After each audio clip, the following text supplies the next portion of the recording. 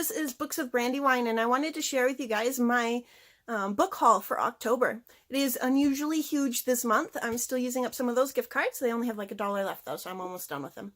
But the first book that I wanted to show you guys is from Henry Rollins. It is called Before the Before and After. My husband actually picked this one up at his tour that Henry Rollins is doing around right now. My husband got to see him, and he's a huge fan of him. So he had a lot of fun, and I'm looking forward to reading that book because I want to learn more about this person that my husband likes. So the next book I got was The Ranger's Apprentice, The Royal Ranger, The Red Fox Clan. And I've been putting this book off because John Flanagan was in America and he was doing book tours, or book signings. And I didn't know if I'd be able to go to one of his book signings, even though there were none in Albuquerque. There was some near where my mom lives in California, and there was another one that in like Utah at the same time as General Conference. So I was like, well, maybe I'll get to go that one. But I didn't get to go to any of them. So I finally broke down and bought the book. And this book is actually the second book in the Royal Ranger's Apprentice, Royal Ranger series, which was originally supposed to be the last book in the Royal Ranger series. So it was even book 12. But it was so awesome that he decided to make it its own spin-off. And now I need to go and buy the paperback that is the new cover for this same book. But I want to have the new cover that just says Royal Ranger New Beginnings. And then I also got The Girl Who Drank the Moon, which I got this for the Witchathon that was coming up. I've been really, really wanting to read it, but I've been putting it off until I could find a paperback. But since I was doing the Witchathon, I went ahead and bought the hardcover back. And I'm really looking forward to reading that one. I love the cover. I also bought Dune, which is, like, I don't want to say it's like the most famous science fiction book, but it's up there. Like, most people have at least heard of Dune. And I've been wanting to read it for a long time. I don't usually read science fiction, but I'm really looking forward to this one. Is a lot thicker than I was expecting. It's very much an adult book, and I don't usually read adult books, but I'm super looking forward to that.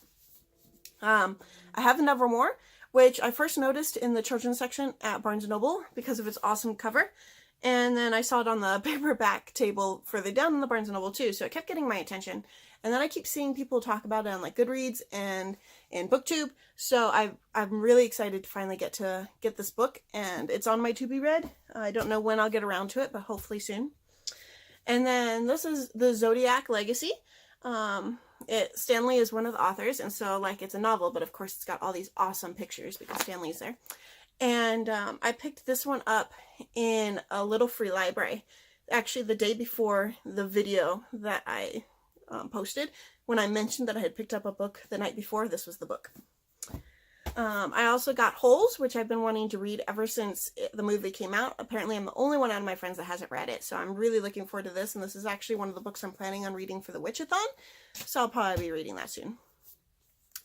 And then Rules for Stealing Stars got my attention because it had stars in the title, and like you can see, it has like, if the camera will zoom in, it has stars, like a constellation pattern. I don't know if you can see that. But yeah. But anyway, that caught my attention. And then the cover looked really cool. And I love stars. Turns out that it's actually based on one of my favorite fairy tales, which is 12 Dancing Princesses. But I will tell you more about that in my Witchathon wrap-up. And then the next 3 books I got are these ones here. I got these because one of my friends of a friend was doing...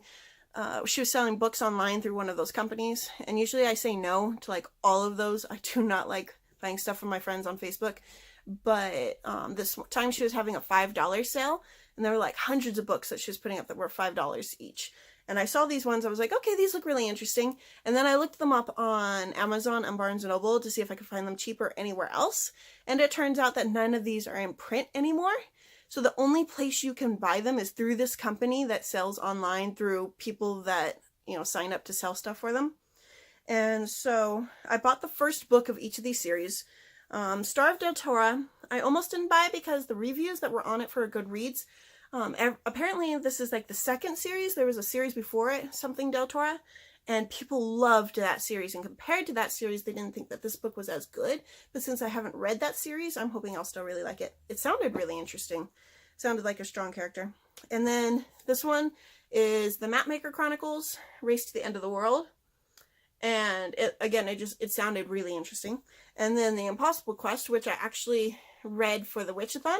And now I'm really bummed that I don't have the rest of the series because I only bought the first book and I want to read the rest of it. It was really quick, but it was really fun. And then I also got The Once and Future King, which I've been wanting to read this book since my freshman year of high school. I saw somebody else pick it up for one of our like things where we could choose from a whole long list of books, and I actually chose The Elf Queen of Shannara, which is right here. I actually chose this book, but the one with the really pretty cover that I have up there in my stack of Shannara books. And I really liked it, but I got interested in this one. I'm really curious about Arthurian legends. I haven't read them too much. I know a little bit about Arthurian legends, but I really want to read this. And then when I looked in the back, it mentioned that the young boy was called Wart, and so I'm wondering if The Sword in the Stone was based off of this book. But I don't know, because I don't know anything about this book, but I'm really excited, like really excited to read that.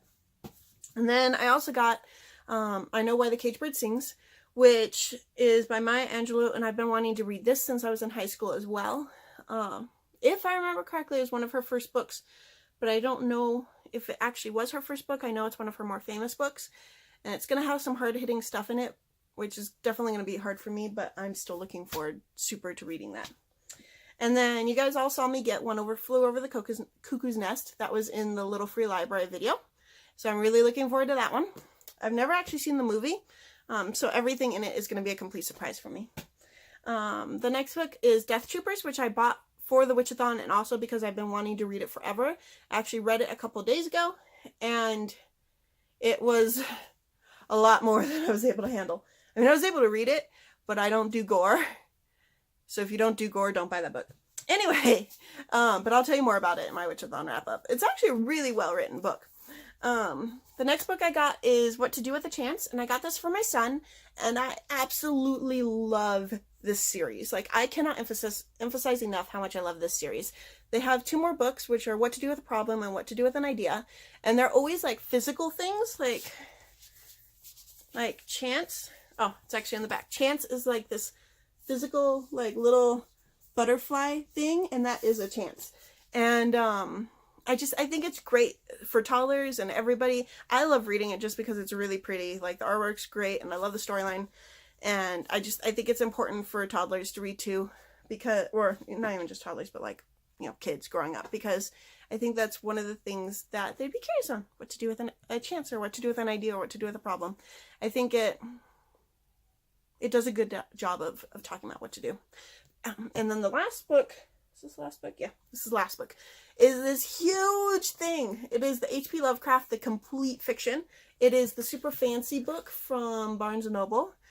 The super fancy. And I got the one with the purple ribbon.